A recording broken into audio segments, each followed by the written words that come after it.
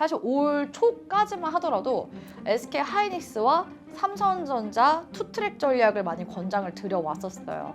왜냐면은 올해까지는 일단은 어차피 HBM3E 납품은 SK 하이닉스가 독점적이기 때문에 그에 따른 영업이익률 반영, 그리고 어차피 재고 자산이 많이 남지가 않잖아요. 주문형 반도체이기 때문에 하이닉스가 유리한 부분들도 분명히 있다라고 해서 인정을 했고, 그리고 근데도 이제 불구하고 삼성전자는 상반기 당시에 그런 HBM3 퀄테스트 통과에 대한 기대감도 여전히 있었던 상황이었거든요. 근데 그거를 삼성전자가 이제 하반기부터 해내기 시작했고, 심지어 이제 여러 이제 사업 부문에서도 전사적으로 지금 다 좋은 소식들이 많이 들려오고 있는 상황이기 때문에 삼성전자를 이제 하반기부터는 투자를 해야 된다라고 이야기를 드려왔었거든요. 그래서 저는 이제 하반기에 그 종목 상담할 때도 SK 하이닉스 투자하시고 계신 분들 있잖아요. 그런 분들께 이제 뭐라고 말씀드렸냐면, 어차피 익절할 수 있는 기회도 줄 것이다. 일단은 보유를 하고 계셔라. 그리고 연초 랠리에도 충분히 SK 하이닉스도 수혜를 받을 수가 있다. 하지만 SK 하이닉스 수익 나면은 그 수익금을 좀 빼서 차라리 삼성전자 쪽에 조금 더 계속 실어 나가셔라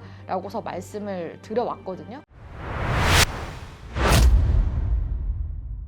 보통 이제 초입기, 중반부, 이제 후반부 이렇게 간다고 보면 되거든요. 그러니까 이해하기 쉽게 우리가 AI가 언제부터 화두가 됐나 이런 부분들을 고민을 해보면 2022년도 연말쯤에 챗 GPT, 오픈 AI 챗 GPT가 나왔었죠. 그때를 이제 기점으로 해서 많은 이제 대중들이 AI에 대한 관심도가 커지기 시작하는 그런 시기라고 볼 수가 있고요. 2023년도 넘어오게 되면서 전 세계적으로 데이터 센터 투자를 급격하게 늘리기 시작했습니다. 그러면서 엔비디아의 GPU가 판매가 엄청 불티나게 팔리기 시작하면서 AI 사이클이 그때부터 이제 도래했다라고 볼 수 있을 것 같고요. 우리나라 이제 SK 하이닉스 같은 경우에는 엔비디아와 파트너사이기 때문에 지금 HBM이라는 하이 밴드웨드 메모리라는 거를 지금 현재 납품을 하고 있거든요. 거의 반독점적으로도 납품을 했었기 때문에 지금 시기는 초반부까지는 사실상 SK 하이닉스가 메모리 시장 쪽에서는 이런 이제 AI 사이클의 주도주로서의 역할을 하긴 했었거든요. 근데 후반부로 넘어가게 되면서 삼성전자도 이번 2025년도 상분기경에 엔비디아의 그 HBM3E 12단 관련해서 퀄 테스트에 통과하게 되면서 거의 두 기업 모두 다 사실상 공급 단계에 있기 때문에 그때부터는 이 SK 하이닉스와 삼성전자의 시장 점유율 다툼이 치열해질 가능성이 높아서 이제 후반부의 주도권을 누가 가져가느냐 아주 중요한 그런 지점에 와 있는 그런 단계라고 볼 수 있을 것 같고요. 그리고 2026년도에 또 화두라고 볼 수 있는 게, 기존에는 이런 이제 GPU 시장을 엔비디아가 주도를 해갔다면 지금 최근에 구글에서 TPU라는 또 AI 칩을 내놓게 됐거든요. 그러면서 새로운 경쟁자가 등장하게 되면서 이제 앞으로의 시장의 AI 칩 시장에서의 판도 변화도 예상이 되는 2026년도는 중반부에서 이제 후반부로 넘어가는 그런 시기에 있기 때문에 사실 투자자들 입장에서는 초입 구면의 그런 이제 올라타지 않았던 분들은 후반부에서는 사실 수익 실현을 하시거나 내지는 또 새로운 주도주의 등장을 좀 기다려야 하는 그런 구간으로 갈 수가 있기 때문에 2026년도는 그러니까 연초에서 상반기까지는 적어도 반도체 투자를 함에 있어서 매매를 초보자 분들도 진입을 할 수는 있지만, 중반부부터 2026년도 중반부터 후반부까지는 반도체 투자 난이도가 상당 부분 올라갈 수 있는 또 그런 시점이 올 수도 있기 때문에 그런 부분에 있어서 좀 주의를 하면서 이런 사이클 흐름을 바라봐야 하지 않나라고 생각을 하고 있습니다. 반도체 쪽은 그 계절성을 또 띠는 산업군이기도 하거든요. 그래서 보통 실적이 언제가 잘 나오냐면 3분기, 4분기 때가 실적이 가장 잘 나와요. 하이닉스의 메모리 시장 점유율에 있어서 2, 3% 정도 SK 하이닉스가 앞질러 가면서 삼성전자 자리를 한번 탈환을 했었거든요. 그래서 왕자가 이제 바뀌었다. 새로운 왕자의 등장이다. 라는 그런 이야기가 나왔었는데, 다시금 3분기 딱 실적 발표가 나오니까 삼성전자가 다시 SK 하이닉스를 또 소폭 앞지르면서 1위 자리를 다시 탈환을 했었거든요. 그게 3분기예요. 근데 왜 3분기에 이게 가능했냐? 지난해부터 그 범용 반도체라고 볼 수 있는 D램과 낸드 가격이 반등 중에 있었거든요. 2025년도 연초경에는 중국 쪽에서 이제 이구환신 정책이라고 해서 옛 것을 버리고 이제 새로운 것을 쓰자, 이렇게 이제 이야기가 나오면서 최신 기기나 뭐 자동차나 이런 것들을 바꿔주는데 뭐 세액공제 혜택을 해준다든지 보조금을 또 지원해주는 그런 정책들을 많이 했어요. 그러니까 중국 쪽에서 수요가 늘어나니까 이런 메모리 가격들도 반등이 일어났고, 특히 그런 이제 수혜가 3분기에 상당 부분 반영이 되면서 삼성전자의 실적에 유의미한 이제 흐름이 판도가 바뀌기 시작했고요. 또 삼성전자 같은 경우에는 원래 상반기까지 가장 또 적자를 많이 냈었던 사업 부문이 파운드리 쪽이었어요. 근데 최근에 이제 TSMC 쪽에 원래는 수율이 뒤처졌었는데 지난 하반기부터 수율 개선이 많이 상당 부분 이루어졌거든요. 파운드리 사업부에 있어서는 사상 최대의 그런 수주 실적을 올리기도 한 유의미한 분기가 또 3분기이기도 했었거든요. 그러면 4분기에 대한 실적에 대한 기대감이 당연히 커질 수밖에 없겠죠. 그래서 3분기보다는 4분기가 더 잘 나와요. 그럼 4분기가 실적 발표가 언제 나오냐? 라고 본다면 보통 이제 1월 중순에서 이제 말쯤부터 본격적으로 이제 기업들 실적 발표가 나오잖아요. 1월 달에 삼성전자 쪽에서도 뭐 잠정 실적치 이런 부분들을 이제 공개를 할 거고, 또 연간 그런 실적에 있어서도 가이던스라고 해서 기업에서 이제 공개하는 예상 실적들이 있어요. 그런 것들을 이제 공개했을 때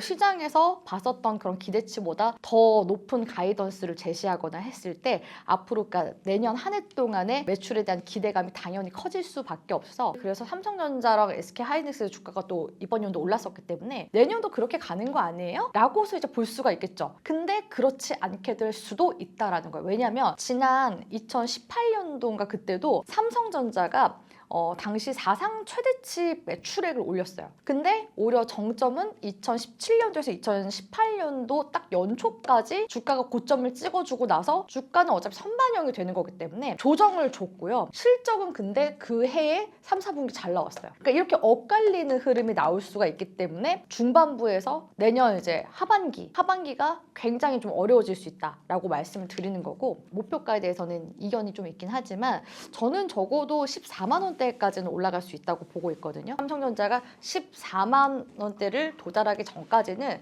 그래도 환경적으로 봤을 때 그런 이제 기대감이 내지는 모멘텀이 발현이 되는 순간, 그러니까 단순 사실 기대감만으로도 끌어올릴 수 있는, 그러면서도 4분기 실적이 잘 나오니까 또 근거도 있는 수치인 거잖아요. 그런 모든 게 맞물리면서 갈 수 있는 그런 이제 가격 구간이라고 이제 생각을 하고 있기 때문에, 그래서 오히려 연초 상반기까지는 반도체를 투자하시는 분들에 있어서는 그래서 이제 기회 요인이 많은 그런 상황이라고 보는 거고, 그렇다면 이제 중반부부터 이제 후반부는 어떻게 갈 것인가, 이제 이런 부분들도 고민을 하긴 해야 되거든요. 물론 높게 보는 것들은 요즘에 16만 원, 17만 원대까지 보시는 분들도 계세요. 근데 14만 전자에서 만약에 16만 전자 구간으로 가기까지는 엄청난 변동성이 또 수반이 될 수가 있다. 그냥 대표적으로 전공정에 투자를 할 것인지 후공정에 투자를 할 것인지 그거를 구분을 하는 게 저는 중요하다고 생각을 해요. 전공정 단계에서는 반도체의 이제 얇은 막이죠. 실리콘. 그 웨이퍼를 이제 토대로 해서 웨이퍼에다가 그 디자인을 하는 거죠. 그렇게 이제 만들어진 반도체를 다시 이제 조립을 해야 되겠죠. 조립을 하는 것을 패키지라고 표현하고, 그렇게 이제 조립이 된 것을 다시 한 번 더 이게 잘 되는지, 하나의 완성품이 되었는지. 근데 최근에 국내 시장에 가장 좀 높은 또 주가 상승률을 보여줬었던 반도체 그런 세부 섹터들을 보면은 반도체 기판 관련 종목들이 많이 갔어요. 이런 부분들을 고려해보면, 그러니까 기존에는 반도체, 특히 우리나라 국내 메모리 반도체 기업들이 만든 반도체는요, 그냥 메모리 반도체이기 때문에 많이 그냥 찍어낼 수가 있는 그런 말 그대로 범용 반도체였어요.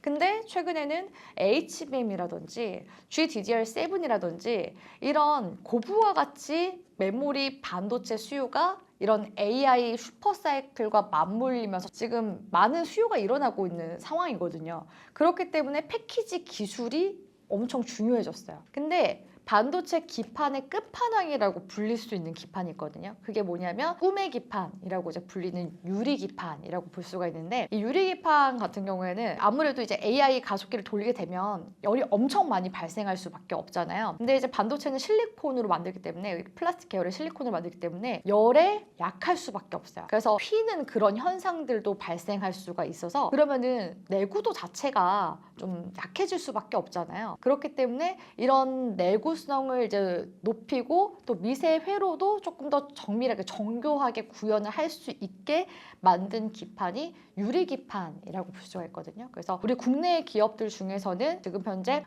SKC와 삼성전기, LG 이노텍이 이 유리기판을 지금 선도적으로 만들고 있는 중이라고 볼 수 있고 특히 이제 상용화 시점이 가장 중요한데요. SKC의 미국의 자회사 앱솔릭스라는 곳이 있어요. 그래서 이 앱솔릭스가 그 미국의 장비 기업과 같이 함께 만든 그 합작사거든요. 근데 대부분의 지분을 SKC 쪽에서 가져가고 있고 앱솔릭스 쪽에서는 이미 지금 유리기판 양산을 지금 앞두고 있는 상황이라서 샘플도 많이 지금 출하는 된 상황이에요. 그래서 이거를 양산할 수 있는 시기라고 봤을 때 2026년도 하반기에서 연말 기점으로 시장에서는 예상을 하고 있는 상황이고 삼성전자는 2027년도 그리고 LG노텍은 2027년도 하반기에서 2028년도 이렇게 이제 유리기판 양산이 지금 예상이 되고 있는 그런 상황이거든요.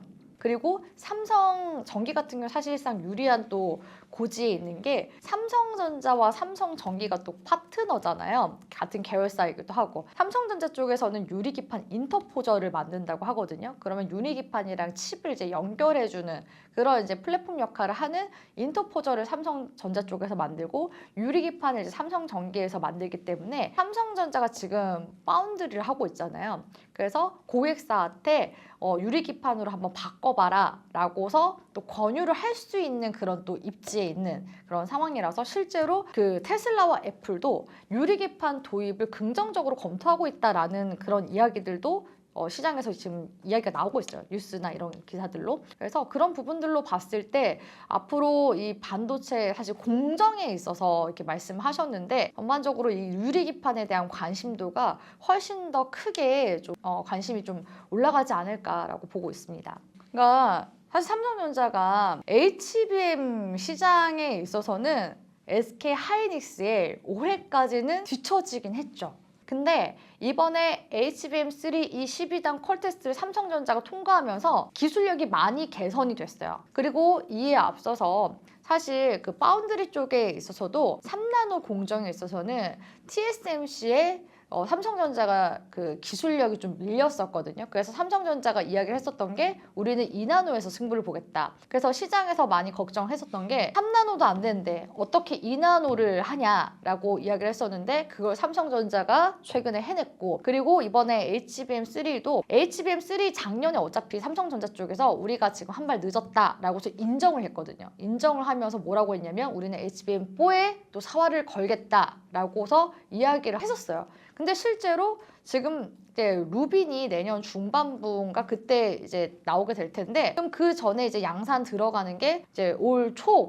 연초 이렇게 이제 들어간다 하면은 누가 먼저 이걸 앞질러서 들어가느냐 이거를 이제 보시는 분들이 계시거든요. 근데 이번에는 동시에 HBM4에 있어서는 동시에 양산이 같이 함께 공급이 들어가게 될 가능성이 높거든요. 그만큼 삼성전자 지금 기술력이 HBM4에 있어서 많이 올라왔다. 이런 지금 평가를 받고 있는 상황이라서 결국에는 좀 시장 점유율이 어느 정도 비슷해지는 시점으로 계속 가게 될 가능성이 높거든요. 그 변곡 구간이 2026년도고 2027년도로 가면은 진짜 사실상 비등비등하게 양강체제로 가게 될 가능성이 높아요. 근데 마이크론 같은 경우에는 HBM 이제 기술력만 놓고 봤을 때는 거의 이제 물론 올해는 SK 하이닉스 다음으로 마이크론의 HBM3에서는 삼성전자보다는 좀 앞서가긴 했었거든요. 근데 마이크론대로 잘 만드는 메모리가 있어요. 모듈이 있어요. 그게 바로 엔비디아의 그 소캠이라는 거를 마이크론이 잘 만들거든요. 그러니까 이 설비 투자라는 게 미리 이제 수요를 예측을 해서 하는 거잖아요.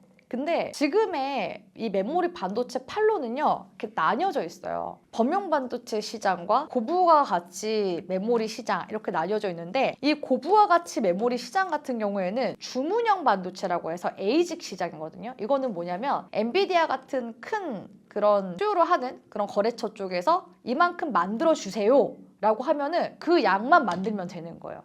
그러니까 재고에 대한 염려가 없어요.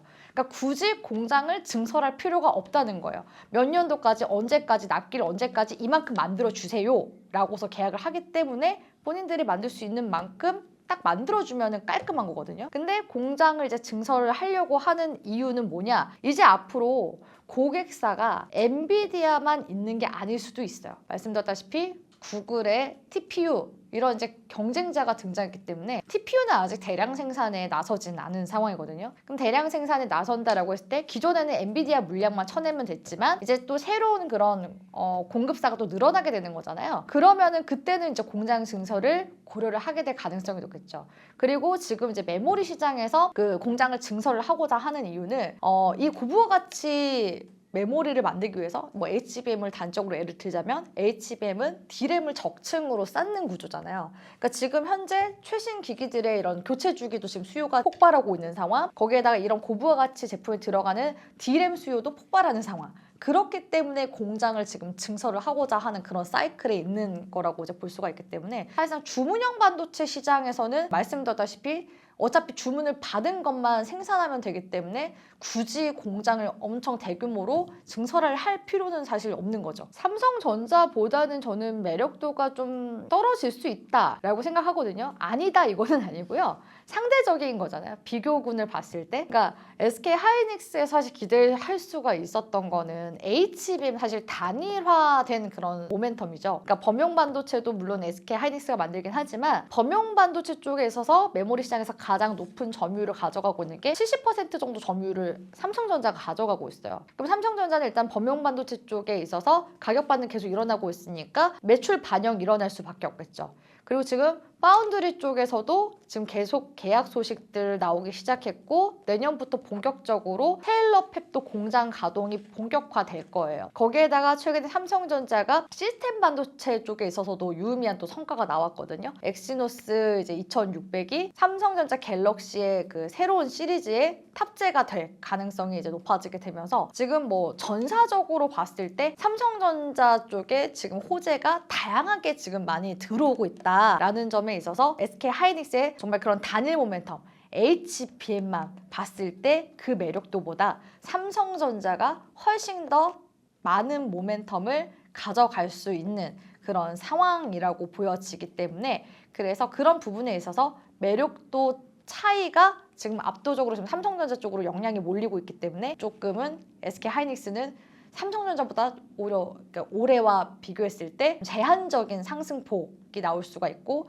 삼성전자는 그런 잠재 가능성이 지금 이제 포텐이 터지기 시작한다라고 했을 때 어느 정도까지 갈지 사실 그거를 정확히 맞추는 전문가는 좀 적지 않을까라고 생각을 할 정도라고 생각을 합니다. 하이닉스는 HBM4만 사실상 기대를 할 수가 있는 그런 상황이라서 말씀드렸다시피 삼성전자라는 지금 또 강력한 경쟁자 HBM4 시장에서 지금 등장을 하고 있기 때문에 SK 하이닉스는 견제를 해야 하는 입장인 거죠. 삼성전자향 수혜를 받을 수 있는 그런 소부장 관련 섹터들도 같이 함께 수혜를 받을 수밖에 없어요. 그래서 최근에 삼성전자 올라가면서 같이 또 움직임이 나왔었던 장비 기업 중에는 원익 IPS 이런 기업들도 있거든요. 원익 IPS는 반도체 장비 기업인데 삼성전자 쪽에서 역시나 지분을 좀 가지고 있는 곳이기도 해요. 그래서 이렇게 삼성전자 쪽에서 지분을 가지고 있거나 같이 이제 거래를 맺고 있거나 파트너십을 하고 있거나 그런 반도체 소부장 관련 기업들이 오히려 주가상 퍼포먼스는 조금 더 강하게 나올 수가 있기 때문에 이거는 좀 투자를 어느 정도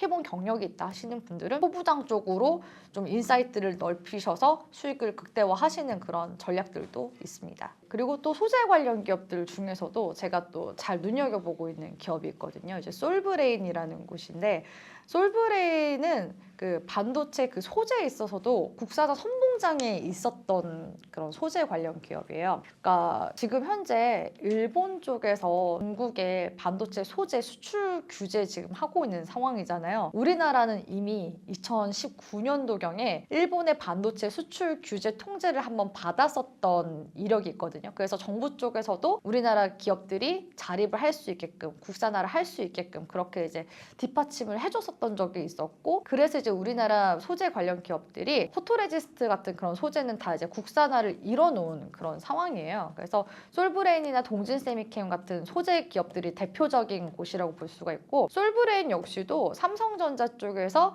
이 솔브레인에 또 지분 투자를 일부 좀 하고 있는 상황이거든요. 제가 그 삼성전자 테일러 팹이 이제 내년부터 본격 가동된다고 얘기했잖아요. 솔브레인도 그 테일러 시 쪽에 공장 지금 현재 만들고 있어요. 근데 이게 뭐 지금 당장에 공장이 가동돼서 삼성전자 쪽에 납품을 할 수 있는 건 아니고 이게 다 만들어지면 한 2028년도, 2030년도 그쯤 이제 예상을 하고 있긴 하거든요. 그래도 미국 쪽에서 지금 계속 자금률 올리려고 하고 있는 상황이잖아요. 계속 리쇼어링 하고 있고 제조 시설 두고 있고 한데 그렇게 삼성전자 쪽에 빠르게 소재를 조달할 수 있는 위치에 있는 소재 관련 기업은 솔브레인이기도 하고, 또 솔브레인이 HBM CMP 슬러리라고 해서 불순물 제거하는 소재 있거든요. 그러니까 이런 또 특수 소재들이 중요한 게 수율을 올리는 데 한몫해요. 그래서 삼성전자 쪽에 독점적으로 이 HBM CMP 슬러리를 납품을 하고 있고, 동진세미캠은 이 HBM CMP 슬러리를 SK 하이닉스 쪽에 납품을 하고 있긴 하거든요. 그래서 그런 관계성도 일단 있다 이렇게 보시면 좋을 것 같고, 또 삼성전기와 지금 이제 유리기판에 들어가는 식가객을 솔브레인 쪽에서 같이 또 만들고 있기 때문에